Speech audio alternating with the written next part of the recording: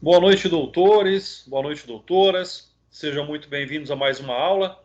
Continuamos falando aqui, né, dos crimes contra o sistema financeiro e nós vamos dar continuidade à nossa aula, então. Confirmem para mim, por favor, se a tela está compartilhada, se vocês estão me ouvindo bem. Boa noite, professor. Boa noite, Perfeitamente. Maravilha, maravilha. Obrigado, Flávio. Obrigado, Camila. Flávio, você está em dois perfis aqui, você está assistindo em dois lugares diferentes aí, Flávio? Eu tô. Beleza. É que eu uso Para ter celular. duas presenças, André. Tô vendo, ué. O Flávio tá em dobro aqui na aula hoje, ué. Não, sabe por quê, professor? É porque o meu computador ele não tem microfone.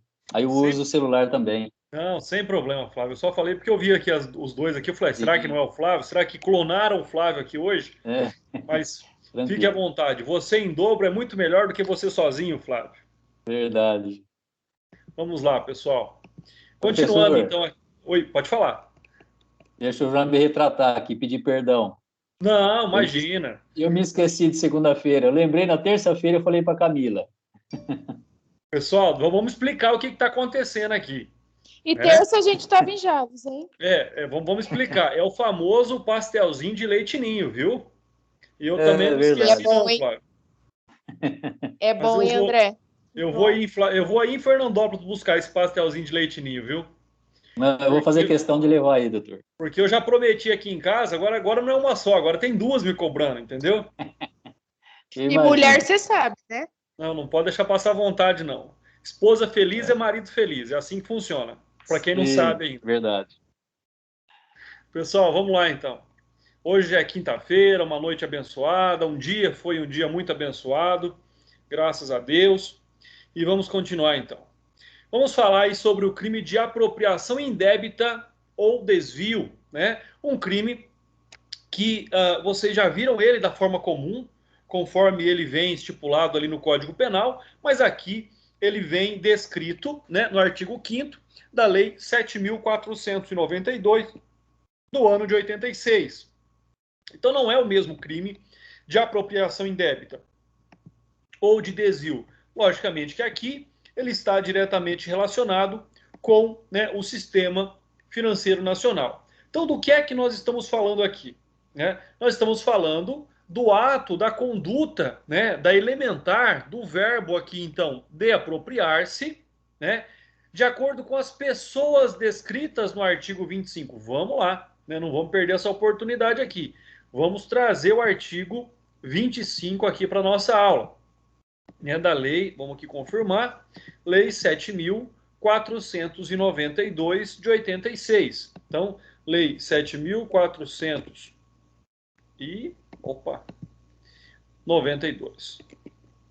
492/86. Vamos lá, vamos pegar o artigo 25 aqui, para nós podermos aqui fazer a leitura dele. Vamos ver o que ele diz para nós.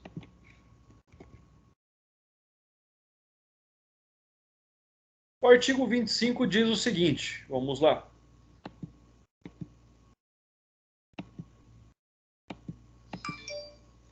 São penalmente responsáveis, nos termos desta lei, o controlador e o administrador de instituição financeira, assim considerados os diretores e gerentes. E aí ele tem 2 parágrafos. Equiparam-se a administradores de instituição financeira, né, o interventor e o liquidante ou síndico. Parágrafo 2º.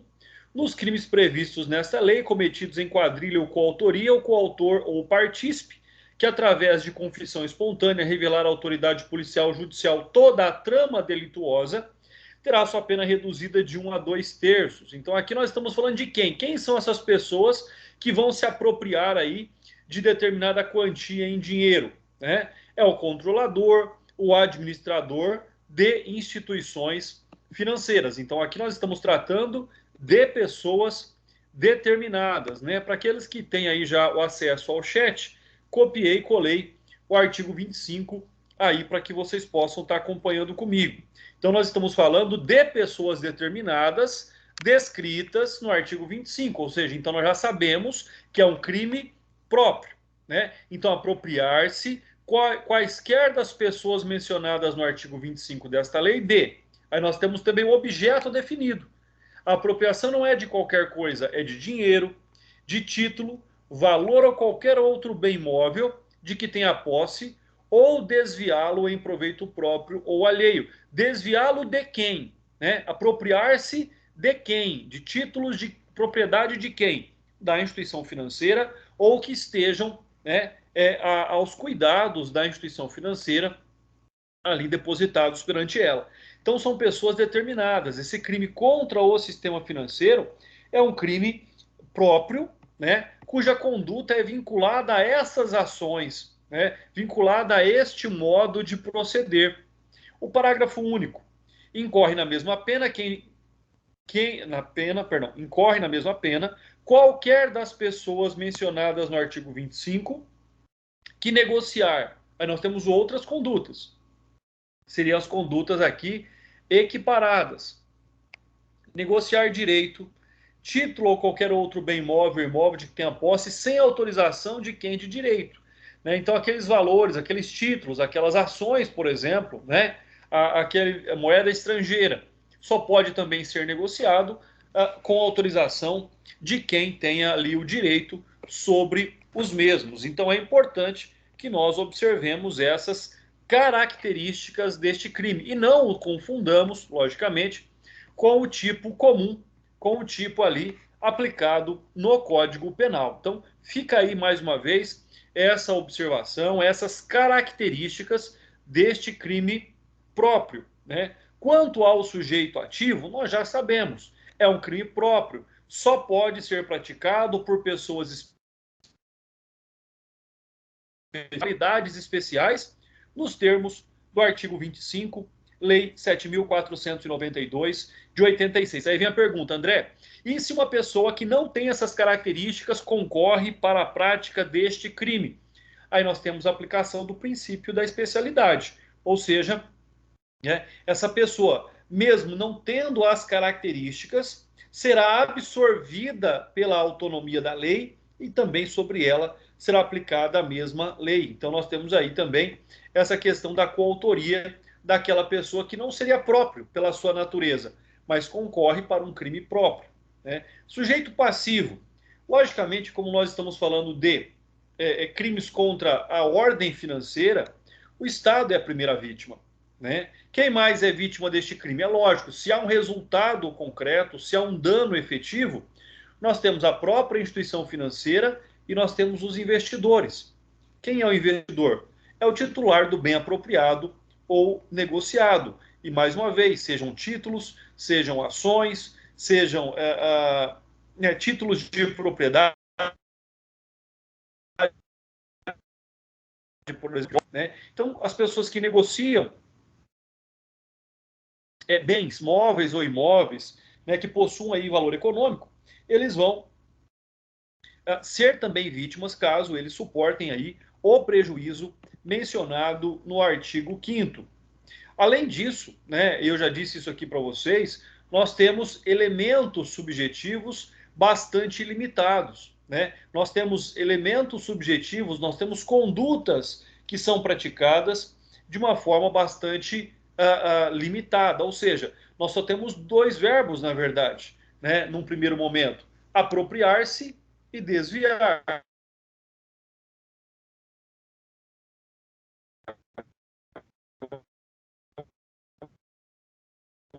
Mudar de cor, desviar para outra pessoa. Então nós temos esses dois aí elementos, as elementares do crime, que é a apropriação ou o desvio, né? E o próprio texto vai dizer para nós o quê? Que este é um tipo penal misto alternativo. Tanto faz se ele praticar uma, se ele praticar as duas. Por quê? Porque ele é um tipo penal misto alternativo, né? Um outro detalhe que nós vamos observando aqui é que ele garante, né, que a ilicitude reside na posse, né, ilícita, assim como na apropriação indébita, a coisa é entregue ao indivíduo, né, de livre e espontânea vontade pelo seu proprietário ou possuidor. Ela é entregue dessa forma. Então aqui também esse é um dos requisitos para a configuração deste delito, ou seja, de que a posse lícita anterior, de que o indivíduo tem a posse da coisa. Então, esse é um fato, esse é um aspecto que nós devemos considerar, né? Ele, na verdade, quebra a confiança, ele trai aquela segurança jurídica, né? Imagina se isso vira moda, né? Quem é que vai deixar o seu dinheirinho na poupança? Quem é que vai ter um dinheirinho na conta? Ninguém. Se eu não puder confiar que a partir do momento em que eu coloco o dinheiro que eu tenho numa instituição financeira e lá ele estará seguro, ninguém assim o fará, né? Ninguém terá ali o seu pezinho de meia, ninguém comprará ali as suas ações. Ou seja, que é isso que nós vemos, ou seja, é essa confiança, eu sei, né? Ou seja, se eu der um cheque amanhã para pagar uma conta, eu sei que o dinheiro que eu tenho na conta vai cobrir, porque eu sei que o dinheiro está lá, né? Que ninguém vai pegar esse dinheiro. A partir do momento em que as pessoas não confiarem mais em depositar os seus valores, os seus bens móveis, imóveis, né, em instituições financeiras, vocês imaginam, né, o que se torna um país. Se torna, logicamente, um país cada vez mais fraco, um país cada vez mais caótico, né? Ou seja, onde nós vamos ter muito menos circulação de dinheiro. Então, esse é um aspecto também que nós devemos aí considerar. Mas, lembrando, sobre o tema que nós estamos vendo, as elementares é apropriar-se e desviar, então este é um tipo penal misto alternativo. Tanto faz praticar um ou outro crime, né, ou melhor, uma ou outra conduta, o crime assim estará configurado como um único delito, né? E o que de fato muda, né, nesse aspecto é a condição, é a situação da dosimetria da pena. É lógico, quanto mais condutas forem praticadas, maior será a pena aplicada ao indivíduo, tá? Em razão aí do princípio da alternatividade. Até porque nós sabemos que o indivíduo responde no limite da sua culpabilidade. Quanto maior a culpabilidade, maior a responsabilidade, né? Quanto maior a prática de condutas, e culpabilidade é um termo que está associado à aplicação da pena. Nós temos ainda aqui, né, a questão do objeto material. Né? Sobre qual bem, sobre qual objeto esse crime acontece? E aí nós já vimos, né, sobre o dinheiro, sobre títulos, valores, bens móveis, bens imóveis. Então, sobre o patrimônio de alguém, sobre aquele patrimônio confiado a uma instituição financeira. Então, essa é uma outra questão, essa é uma outra perspectiva, essa é uma outra prerrogativa aí, da qual nós estamos observando, tá? O exemplo que eu trago aqui para vocês é, por exemplo, se o agente se apropriar de dinheiro de um cliente de uma instituição financeira, responderá pelo delito de apropriação indébita do Código Penal. Olha só, se o agente se apropriar de dinheiro de um cliente da instituição financeira, responderá pelo delito de apropriação indébita do Código Penal. Então, qual é a diferença? Onde é que nós vemos a aplicabilidade desse dispositivo especial da lei dos crimes financeiros, né? Essa é uma questão também que nós aqui devemos debater. A partir do momento em que vocês abrem ali a Lei 7.492 de 86, ali vai estar dizendo o seguinte: define os crimes contra o sistema financeiro nacional e dá outras providências. Lá no artigo 1º diz: considera-se instituição financeira para efeito desta lei a pessoa jurídica de direito público ou privado que tenha como atividade principal ou acessória cumulativamente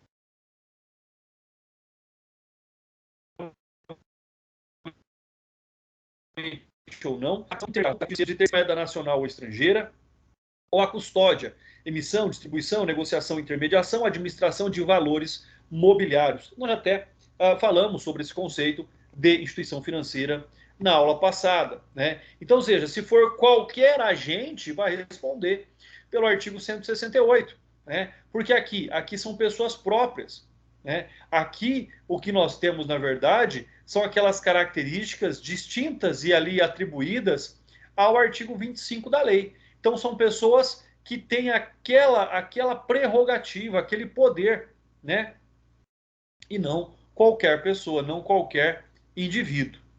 Quanto à consumação do delito, então, só para ficar claro, para que não hajam dúvidas. Se qualquer pessoa, fora aqueles descritos no artigo 25, da lei vai responder pelo artigo 168.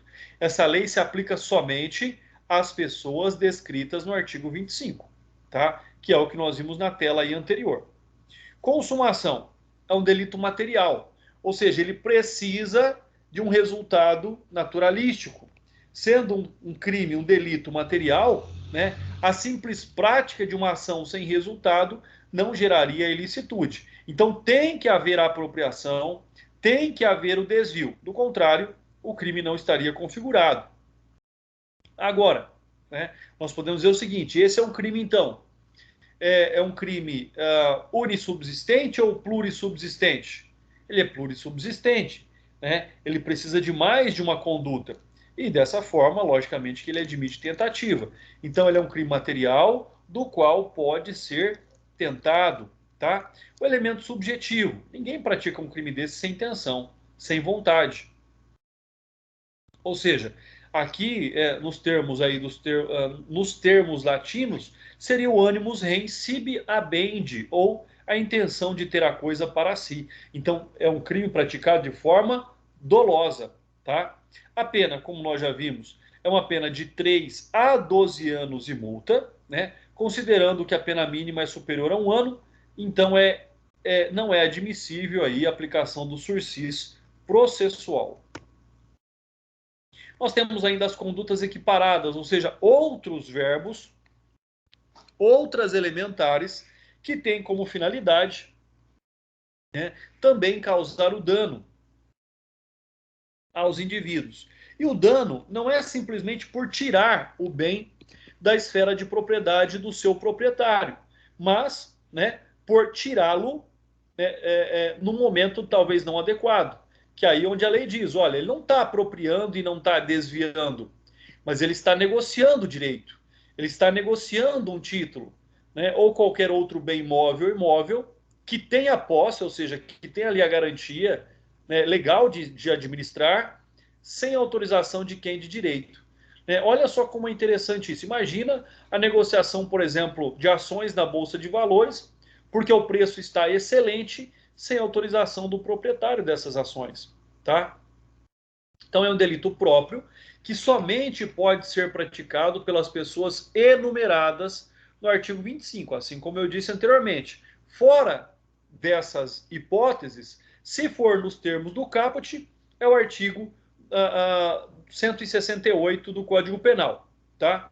Se for na modalidade equiparada, nós estaremos diante ali do chamado estelionato configurado ou qualificado, tá? Então, essa é uma outra característica que nós vamos aí observando. Ou seja, o fato de que o indivíduo, né, caso ele pratique a conduta do caput e esteja ali dentro do rol do artigo 25 da lei, responde nos termos da lei contra os crimes financeiros. Se não está na relação, se não faz parte da relação do artigo 25, aí nós temos o crime do artigo 168. Agora, se for na conduta equiparada e não está dentro do rol do artigo 25, aí nós temos o crime de estelionato.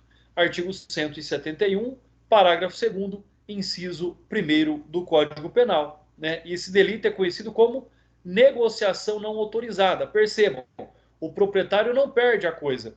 O proprietário não perde o direito sobre a coisa, mas aquele que tem a posse lícita dela pratica atos sem a autorização do proprietário. Então, o crime seria esse. Pode gerar um dano? Pode. Né? Pode gerar um lucro? Pode também. Mas a questão aqui é que a vontade do proprietário não foi respeitada, o proprietário não foi consultado quanto a essa prática. Né? Vamos aqui abrir também o Código Penal para vermos quais são os termos exatos aí deste artigo 171, parágrafo e inciso.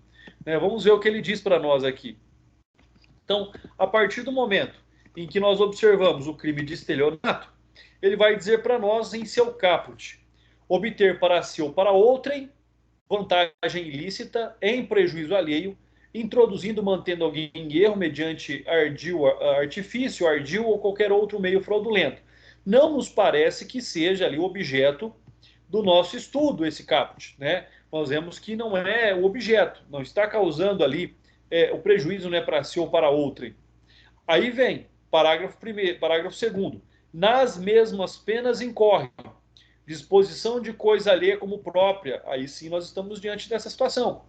Vende, permuta, dá em pagamento, em locação, em garantia coisa alheia como própria. Então, na verdade, é o estelionato na modalidade equiparada, ou seja, também incorre nas mesmas penas, tá? E o próprio nome faz a referência ao que nós estamos observando, que é a disposição de coisa alheia como própria. Então, quem está no rol do artigo 125, perdão, artigo 25, responde nos termos da lei dos crimes contra o sistema financeiro. Quem está fora do artigo 25, responde nos termos do Código Penal, artigo 171, parágrafo 2º, inciso 1º. Pessoal, até aqui tudo bem? Há alguma dúvida? Há alguma pergunta? Professor, posso fazer uma pergunta? Claro, Flávio, à vontade. Um exemplo de um caso real. A pessoa, ela vendeu um estabelecimento, fundo comercial. Certo. E a pessoa que comprou, ela deu uma quantia em dinheiro e deu um carro. Sim. E o carro, ela não entregou o recibo. Nesse caso aí, da apropriação em débito? Vamos lá. Primeiro, nós estamos falando de um negócio, nós estamos falando de direito civil, contrato de compra e venda, né? Então, direito civil, contrato de compra e venda. O acordo foi firmado, o preço foi estipulado, né? A forma de pagamento foi concorde, ou seja, acordou daquela forma. Correto. O que nós temos? Como parte do pagamento, um bem móvel ser entregue.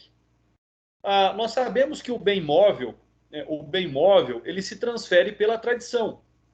A simples entrega do bem cumpriria com a sua função.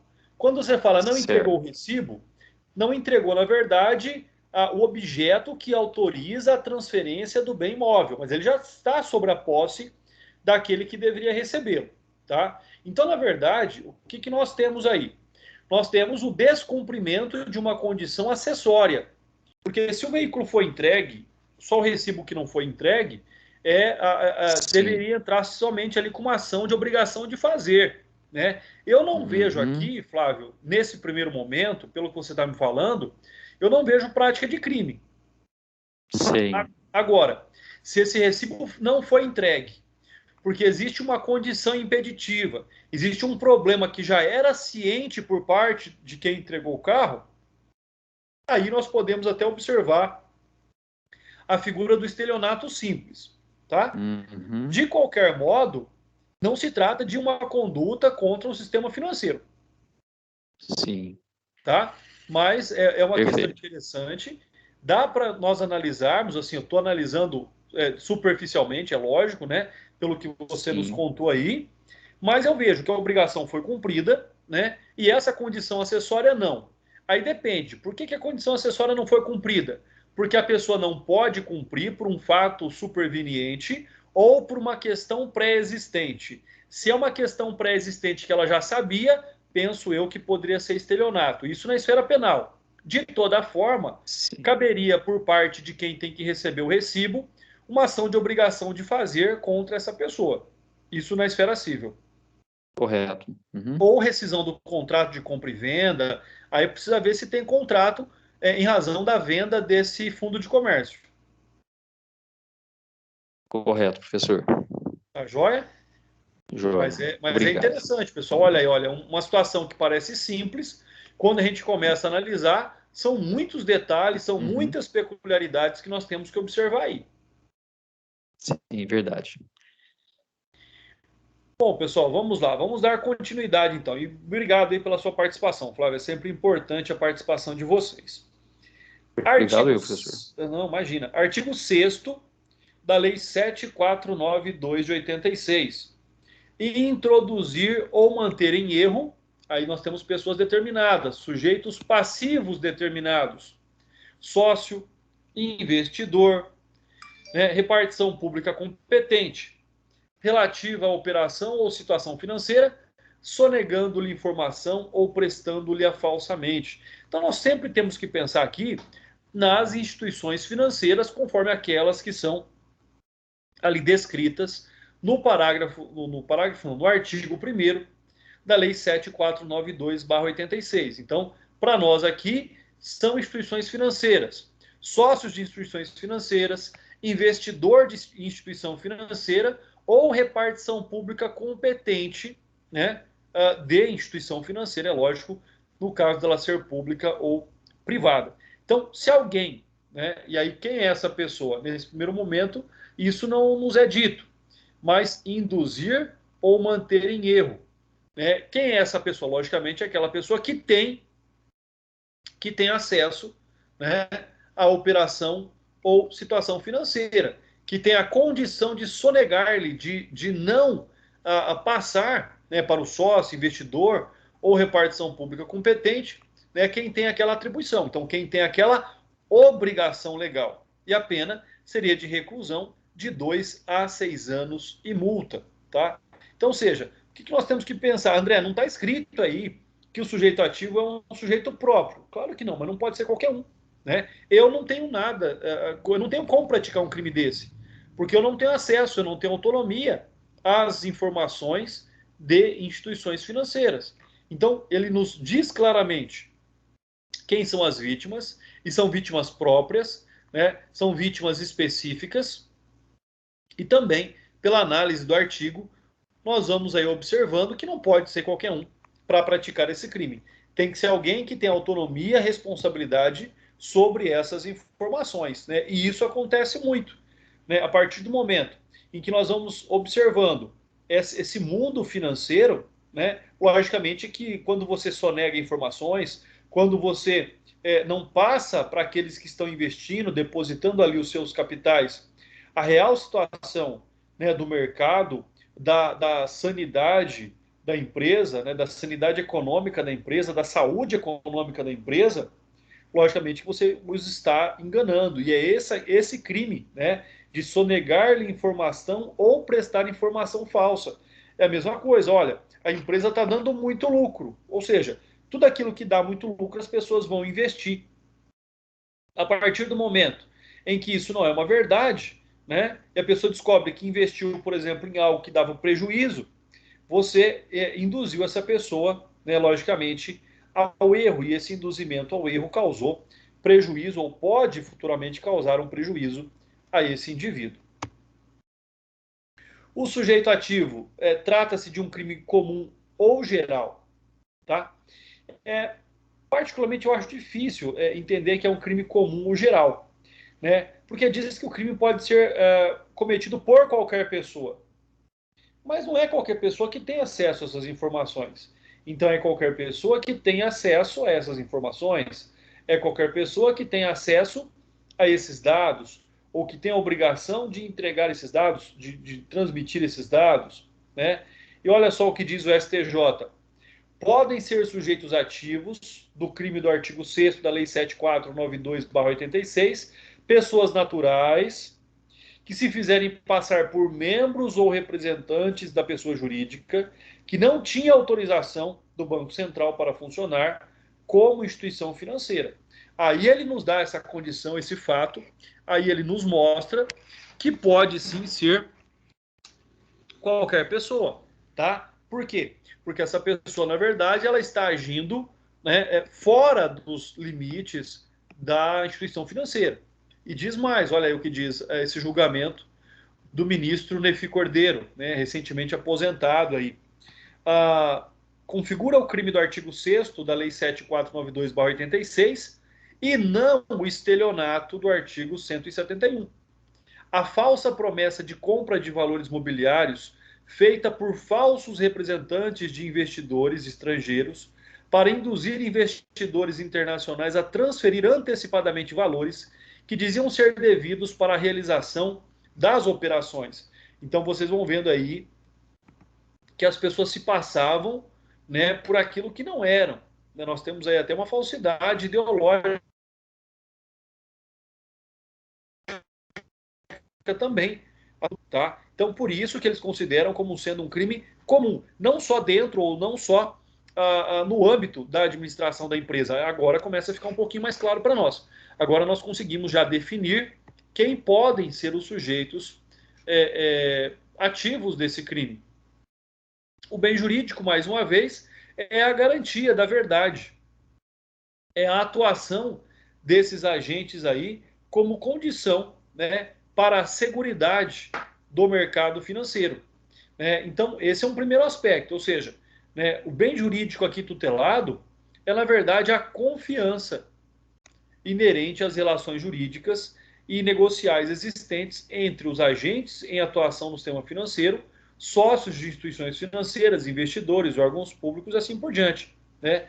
Além disso, nós temos também a possibilidade clara e concreta aí de prejuízos potenciais decorrentes da omissão ou prestação falsa de informações pertinentes às operações financeiras acerca da sua situação financeira. Né? Por exemplo, nós temos um processo onde existe um contrato de seguro que garante parte ali da indenização, e esse contrato de seguro é da Nobre Seguradora. Né? Não sei se alguém tem algum vínculo com a Nobre Seguradora aí, mas se tiverem, por curiosidade, entra lá no site e vocês vão ver que a Nobre Seguradora está em liquidação. Ou seja, faliu, quebrou, vai fechar, vai acabar. Né? E o que significa para nós? Significa que aquele contrato de seguro não vale mais nada. Né? Significa que aquele contrato de seguro, aquela apólice de seguro, não é mais uma garantia real de que a nossa cliente vai receber a indenização, né, nos termos da condenação do processo. Então, ou seja, não estou dizendo que seja esta hipótese de crime, mas se alguém chegar e falar, olha, a Nobre Seguradora está beleza, a Nobre Seguradora está tranquila, está pagando todas as indenizações, os prêmios. Não é verdade. Né? Aí essa pessoa poderia praticar aí este crime que nós estamos estudando. Então fiquem sempre atentos a essas situações. Foi por um acaso que eu descobri. Na verdade, a advogada do condenado, do requerido, né, entrou em contato querendo fazer um acordo por um valor abaixo da apólice de seguro, porque ela sabia que, se lá no final, né, a condenação for mantida ou for majorada, como nós recorremos até agora para aumentar o valor da condenação, o cliente dela, que tem capacidade econômica, não vai poder utilizar a apólice de seguro que ele tem. Né? Ou seja, a apólice de seguro dele, que é de 150 mil reais, ele não vai poder utilizar. E aí ele vai ter que tirar o dinheiro todo do seu patrimônio, porque ele não está mais protegido pela seguradora. Então esse é um aspecto e um possível exemplo aí. Sujeito passivo sempre é o Estado, em primeiro momento, já que falamos sobre ordem financeira, instituições financeiras que foram lesadas e os próprios investidores. Né? Quanto aos elementos objetivos, ou seja, as condutas praticadas, os verbos, as elementares, nós temos induzir e manter. Né? Então você induz a pessoa na percepção de uma realidade falsa, ou você mantém essa pessoa, né, nesta realidade falsa. Então nós estamos diante da sonegação de informação que poderia ser verdadeira, ou na prestação de informação falsa. André, então eu tenho aqui uma conduta omissiva e uma conduta comissiva, exatamente. A sonegação de informação é uma omissão e a prestação de informação falsa é uma ação. Então nós temos aqui também a hipótese de tipo misto penal alternativo, ou tipo penal misto alternativo. Tanto faz praticar uma conduta ou duas, o crime assim estará configurado, será considerado um único crime, né? E quanto mais condutas ele praticar, serão somente analisadas aí em razão da dosimetria da pena. Observação: repartição pública competente deve ser compreendida as instituições incumbidas de normatizar e fiscalizar o sistema financeiro nacional. A exemplo, o Banco Central, Comissão de Valores Mobiliários. Né? Então, nós temos aí essas características extremamente importantes, né, de quem são aqueles órgãos que foram também ali enganados em razão da sonegação de informações verdadeiras ou, né, da prestação de informações falsas. Olha uma questão aqui. Qual é a diferença entre este delito e o crime de estelionato? Importante pergunta, né? E não é difícil de nós a respondermos. Para isso, nós temos a súmula, né, o informativo 569 do STJ. O que ele diz para nós? Olha como é interessante. Diz que o delito do artigo 6º constitui crime formal.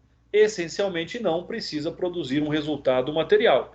A simples omissão ou prestação de informação falsa já configuraria o delito. Então, nós temos, primeiro, essa característica. Segundo, nós temos ainda aqui o fato de que, né, o referido crime não possui especial fim de agir do sujeito ativo. Ou seja, é para causar prejuízo? É para gerar benefício? Não, não fala. Né? Então, ou seja, não tem um fim específico. Você vai falar assim, André, ele tem um interesse. É claro que ele tem. Mas qual é? Não é determinado pela lei. Né? Ou seja, não exige um elemento obrigatório.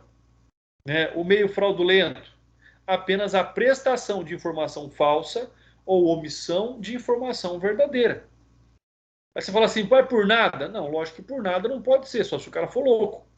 Mas a lei não exige um comportamento específico, um fim específico. Né? Então, dessa forma, em eventual conflito aparente de normas, resolve-se pelo critério da especialidade do delito contra o sistema financeiro nacional em relação ao estelionato. Então, vocês vão ter que analisar o caso concreto para verificar exatamente quem praticou a conduta, com qual finalidade praticou a conduta. Então, é aí que nós vamos poder determinar, né, se é um crime do delito em estudo, do artigo 6º da Lei 7492/86, ou o tipo penal do estelionato. Como nós já vimos, a consumação se dá pela prática da omissão ou da ação, independentemente de um resultado. O elemento subjetivo, então, é o dolo. Você fala assim, perdão, pessoal, vocês vão perguntar, mas se não tem um fim em si mesmo, se não tem uma finalidade específica, não poderia ser culposo? Não, porque a pessoa, quando pratica essa conduta, tem consciência que está escondendo informação verdadeira ou que está transmitindo informação falsa. Se ele errou na conta e passou informação falsa, aí é culposo e aí não é crime. Não é esse crime, é lógico. Aí nós resolveríamos na esfera civil. Então tem que haver o dolo. Tá? Do contrário, não há que se falar neste crime. Como nós já vimos, pena de reclusão de 2 a 6 anos, não cabe aqui sursis processual.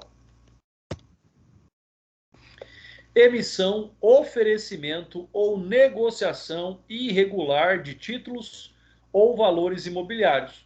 Né? Vocês lembrem que nós falamos agora há pouco ali que quando não tinha autorização para transacionar, aqui é diferente. Aqui não é não ter autorização, tá? Aqui é uma outra conduta. Aqui é uma conduta que nós devemos observar. Aqui é uma conduta que nós devemos compreender de forma bastante distinta, tá? Então, essa é uma prerrogativa que nós temos quando nós analisamos essa questão. Então, esse é um fato que nós vamos observando, nós vamos diferenciando essas questões. Ou seja, né, a hipótese aqui não é a mesma hipótese anterior. Não é a mesma hipótese. É uma outra hipótese jurídica. E é isso que vai nos levar, então, aí à compreensão deste delito. Emissão, oferecimento ou negociação irregular. Não é sem autorização. Tá?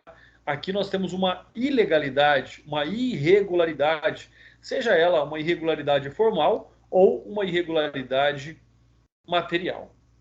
Vamos lá. Emitir, oferecer ou negociar de qualquer modo títulos ou valores mobiliários falsos ou falsificados, não são verdadeiros. Lá o título era verdadeiro, né? Só que não tinha autorização para negociar.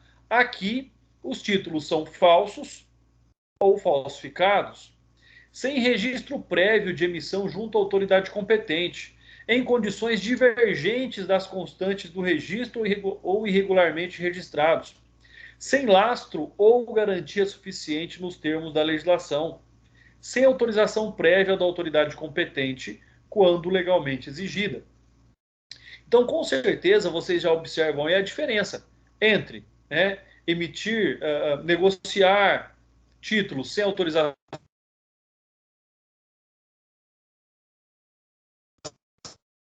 do irregular ou ilegal.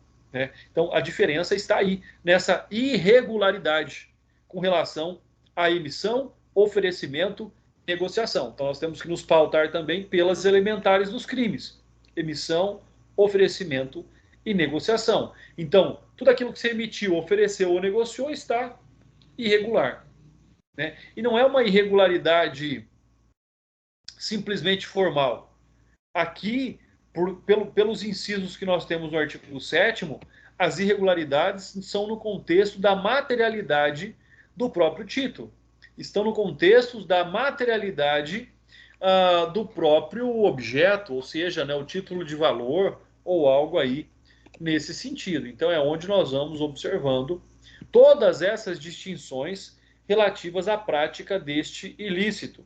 Né? Passando aqui também, pessoal, para agradecer a presença de todos vocês.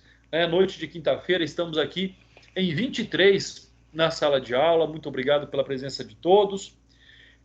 Quanto ao sujeito ativo deste... Perdão, sujeito ativo. Aqui nós vimos que é um crime comum, então, já que pode ser praticado por qualquer pessoa, né, logicamente aí, qualquer pessoa pode falsificar e pode se passar por alguém que teria essa autonomia. Já o sujeito passivo, mais uma vez, é o Estado em primeiro momento, e as pessoas lesadas com a aquisição dos títulos. Não são mais os proprietários, são aqueles que compraram algo que não tem valor, algo que não existe. Aí você vai falar assim: André, mas isso não é estelionato? Tem cara de estelionato, parece estelionato. Não é. Por quê? Porque ela está vinculada a títulos e valores mobiliários. Então, por isso que não é. Uma outra...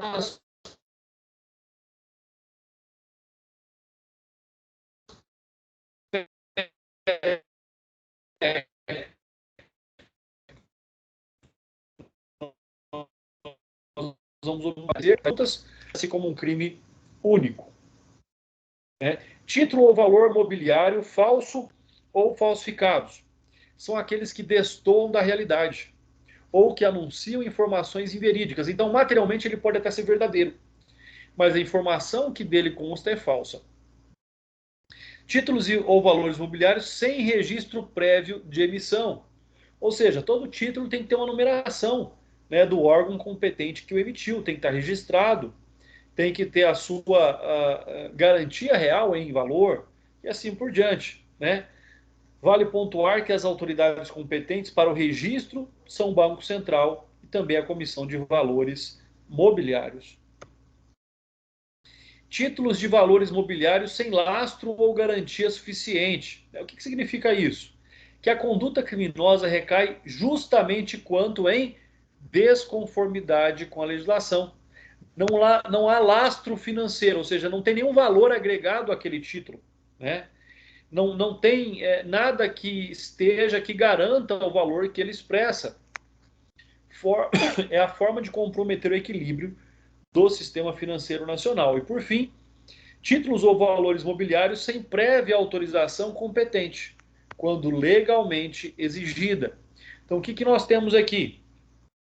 Nós temos o fato, né, de não respeitar a autoridade competente, não buscar os requisitos da autoridade competente no tocante aí da autorização para a comercialização, para a movimentação desses títulos, né, da Comissão de Valores Mobiliários. Então é importante. Mais uma vez, assim como o crime anterior, este também é um crime formal, não exige um resultado naturalístico.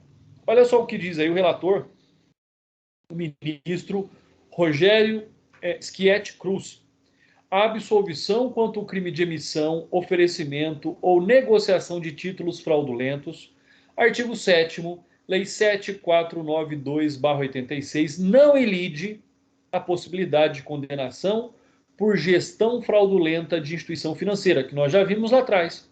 Então, nós podemos ter até aqui um concurso material de crimes, nos termos do artigo 69 do Código Penal, ou seja, as penas serão somadas, né? E aí, a pena é de reclusão de 2 a 8 anos e multa, considerando que a pena mínima é superior a 1 ano, tá? Então, também não cabe aqui o sursis processual.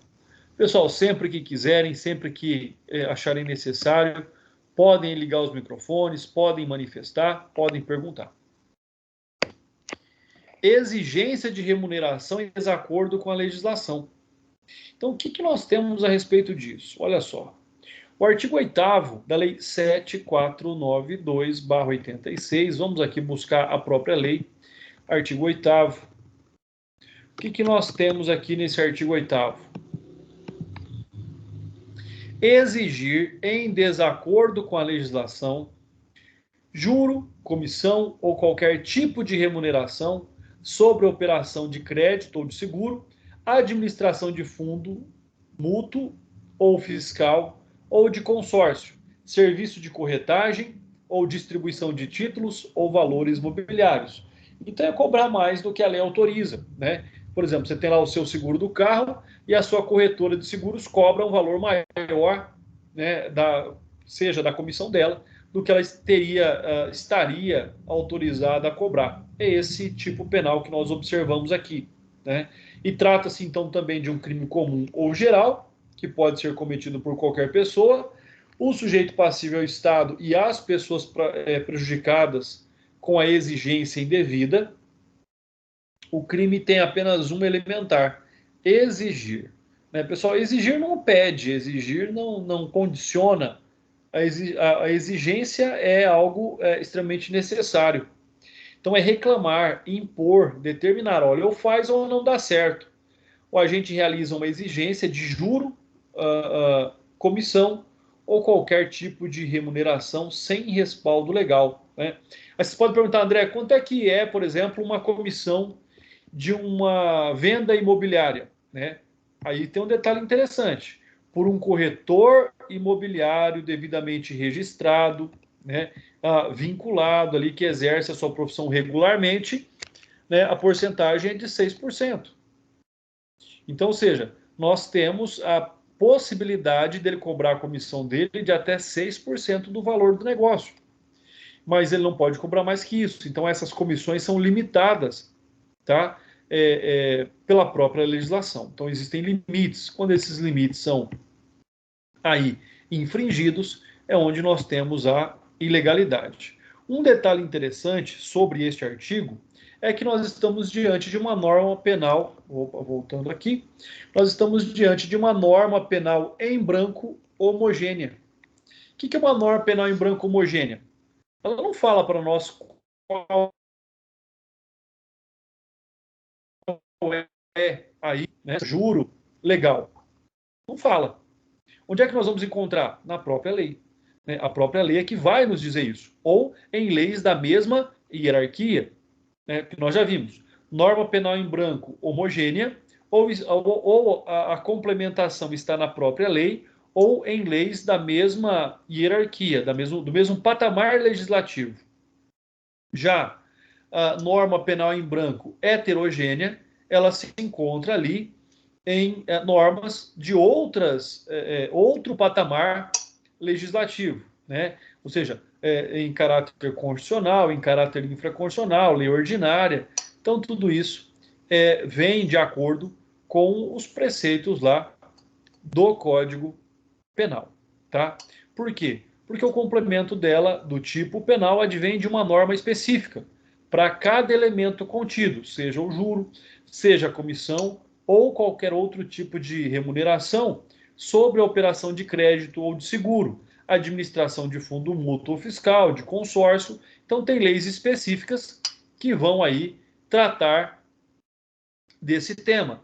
Existem leis específicas que vão dizer qual é a remuneração autorizada por lei para que essas pessoas possam receber. E passou daqueles valores, passa aí a infringir o artigo 8º da Lei 7492/86. Né? A simples exigência já é a configuração do crime. Né? Quando ocorre o pagamento, é o mero exaurimento da conduta. Se está exigindo, e aqui ninguém pode alegar ignorância, é então um crime doloso. Não tem um fim especial, mas é um crime doloso. Tá? Nessa hipótese, diferentemente dos crimes anteriores estudados, aqui cabe sursis processual. Tá? Por quê? Porque a pena é de 1 a 4 anos e multa. Então, como ela está ali no patamar mínimo de 1 ano, é possível a suspensão condicional do processo. A pessoa nem chega ali a ser processada, ela se submete a condições, né? E o processo ele é suspenso no início. Cumpridas as condições, ao final o processo ele é extinto e a pessoa não fica com antecedentes criminais a respeito disso. Falsidade em título. Né? O que nós temos aqui em respeito à falsidade em título? Artigo 9º da Lei 7492. Fraudar a fiscalização ou investidor, inserindo ou fazendo inserir documento probatório de investimento em títulos ou valores mobiliários, declaração falsa ou que dele deveria constar. Anteriormente, o que nós vimos? Né? Ou omitia uma informação ou prestava uma informação falsa. Aqui não. Aqui nós estamos diante de uma conduta fraudulenta no momento específico. No momento da fiscalização, né, ou investidor, ou para apresentação ao investidor. Nós estamos, então, diante de não só informações, não só dados, mas de documentos. Então, ele acaba aqui ocupando também o aspecto da materialidade do delito. Sujeito ativo é um crime próprio, tá? Porque também só pode ser praticado pelas pessoas enumeradas no artigo 25. O sujeito passivo, do mesmo modo, é o Estado e os investidores prejudicados com a fraude. Né? O elemento subjetivo é fraudar. Né? Ou seja, o que é fraudar? É criar uma condição que não existe. O agente opera a fraude por meio da inserção de declaração falsa ou diversa da que deveria constar, o documento comprobatório do investimento em títulos ou valores mobiliários. Então a fraude está aí. A fraude ela é material, seja em razão ao próprio documento, seja em razão às informações quanto ao documento. Tá? Então a forma especial é a falsidade ideológica, a forma geral é a falsidade material e a forma especial é a falsidade ideológica, ou seja, tem-se um documento verdadeiro que dele é ali inserido informação falsa. Tá? Então, olha só, o documento é verdadeiro, mas a informação é falsa. Consumação é um crime formal que também não precisa aí de um resultado. A simples prática da conduta, né, de iludir, de falsificar, mesmo que ela não se concretize por algum tipo de dano ou prejuízo, o crime já estaria, então, consumado. Quanto ao elemento subjetivo, também não tem como não ser doloso. A pena é de 1 a 5 anos, né? Nesse caso também é admissível aí o sursis processual. Então, também nessa hipótese, o Estado autoriza, cumpridos os requisitos e as condições, que seja suspenso o processo desde o início, né? E ao final, se necessário, né, a verificação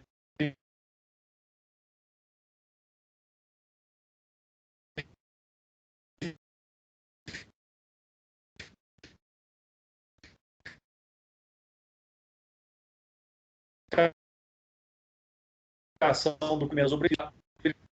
O escritório de contabilidade sabe da rigorosidade dos demonstrativos contábeis. Não pode errar uma vírgula. Né? E o artigo 10 aqui vem dizer isso. Né? Para aquela pessoa que intencionalmente frauda, falsifica um demonstrativo contábil.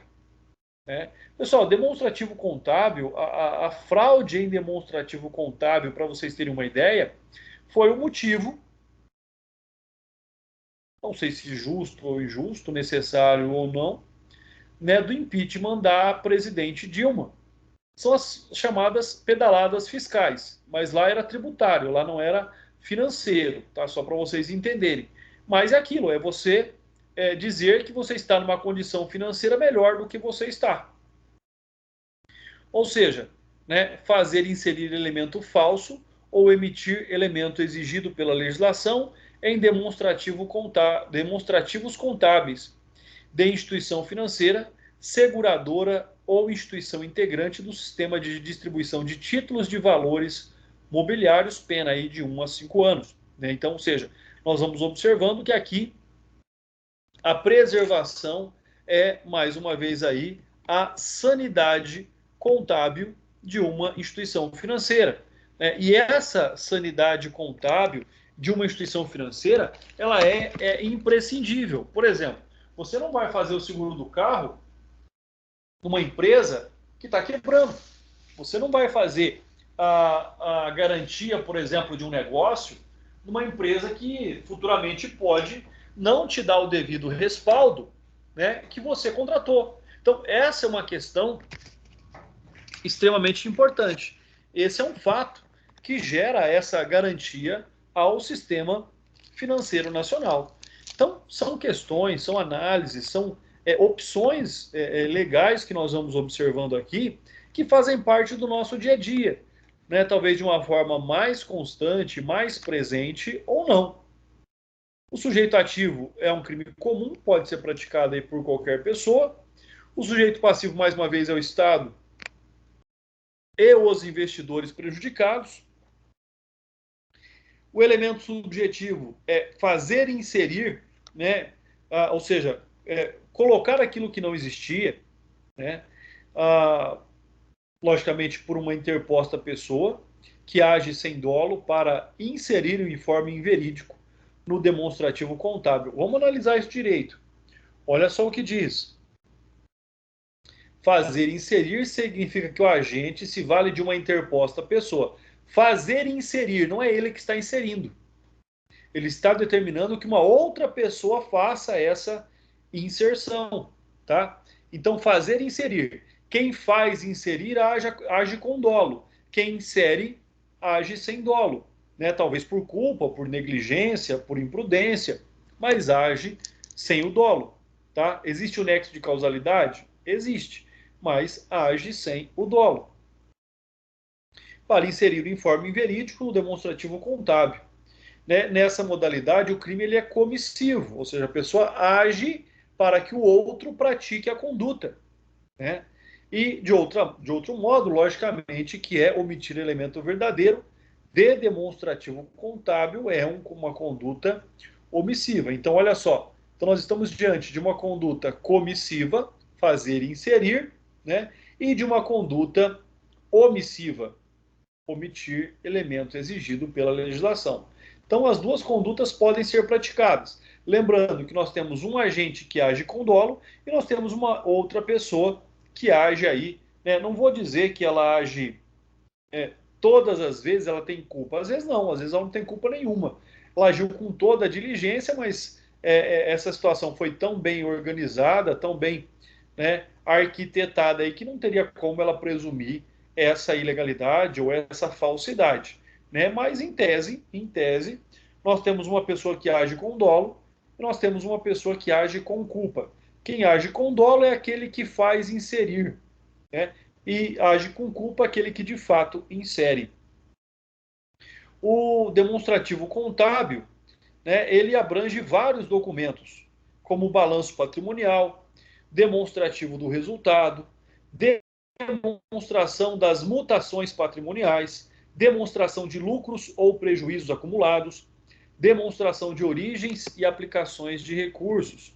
Então, ou seja, nós temos aí uma infinidade de possibilidades para aqueles que trabalham no sistema financeiro, pessoal.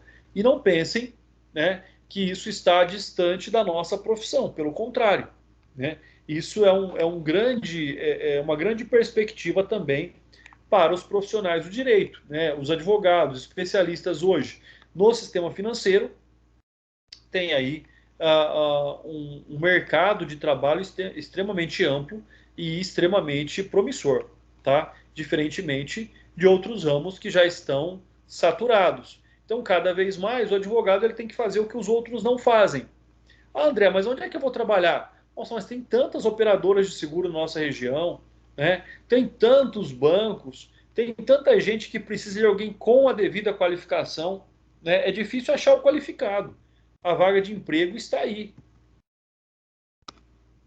A consumação, ela se dá aí em razão, né, de um crime formal, não se exige um resultado naturalístico.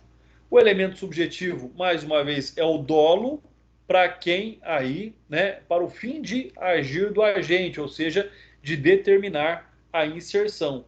A pena é de 1 a 5 anos e, com isso, ela admite aí, então, o sursis processual. Pessoal, na próxima aula nós vamos falar sobre a contabilidade paralela, tá? Você tem a contabilidade real e você tem a contabilidade paralela. Pessoal, com base nisso, se vocês tiverem alguma pergunta, se vocês tiverem alguma dúvida, podem perguntar. O nosso sistema já está admitindo a chamada online, então aguardem um minutinho que eu vou abrir o sistema para fazer a chamada de vocês, então só um instante. Se tiverem alguma dúvida, fiquem à vontade. Agora nós voltamos então para a chamada nominal.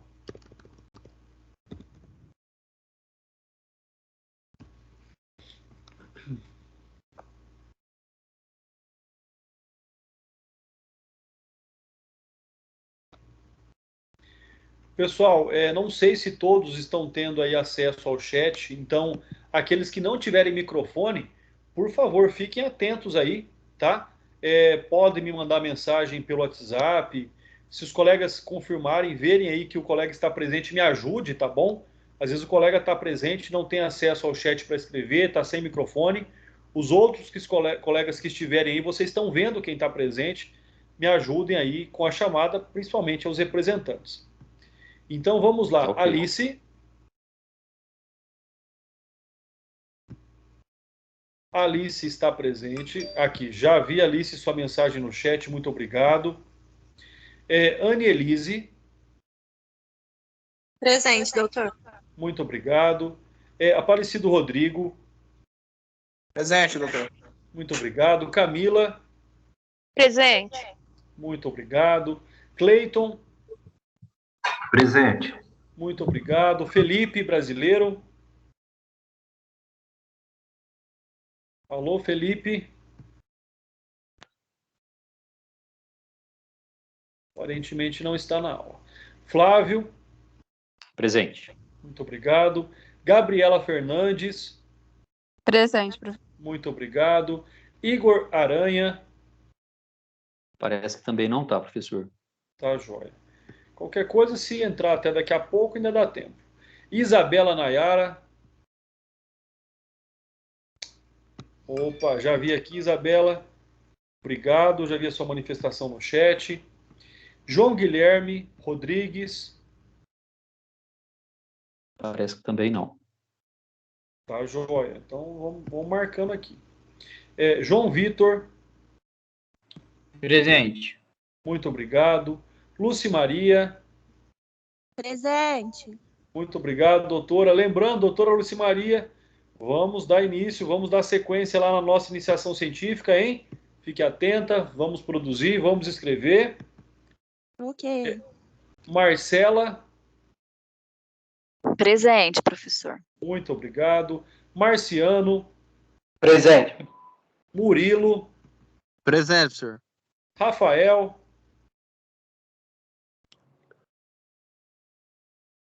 Alô, Rafael. Rosenberg. Presente, doutor. Opa, maravilha, muito obrigado. Ruiter. Presente. Samuel. Presente. Samuel, eu não te ouvi direito, você está aí? Estou presente. Tá, professor. Opa, maravilha, obrigado, Samuel. Silvana. Presente. Muito obrigado. Tawane, Presente, professor. Valdinei. Presente, doutor. Opa, ó, Doutor. cadê? Cutuca o Rafael lá, cadê ele? Não, então, eu queria fazer essa ressalva aí, doutor. É que o Rafael está de plantão essa noite e eu acredito que ele tenha acompanhado parte da aula aí e ele não conseguiu responder a chamada, tá ok? Sem problema, doutor. A ausência justificada. Muito obrigado. Vânia, Presente. Vitor de Oliveira. Alô, Vitor. Parece que não está também. E o William, cadê o William? Ô, Truta, cadê o William? Você sabe dele? Doutor, ele está na aula, viu? Ele deve estar com um problema no microfone. Deixa eu ver aqui, então. É o WPSS Soft. Perfeito, Isso mesmo. já identificamos aqui, então. Maravilha. Pessoal, muito obrigado pela presença de vocês. Fiquem sempre com Deus. Uma excelente noite e um ótimo final de semana para vocês aí, pessoal. Um abraço, muito obrigado pela presença e até a nossa próxima aula. Obrigado pela aula, doutor. Obrigada, Noite. professor. Boa Obrigado, noite. doutor. Fica com Deus. Boa Fica com noite. Deus. Bom ouvir a voz de vocês, de todos vocês novamente. Eu não consigo ver, mas ouvindo a gente já mata um pouquinho da saudade. Muito obrigado. Tem que combinar uma aula Vai acabar. presencial, hein, doutor? Rapaz, e você não sabe a vontade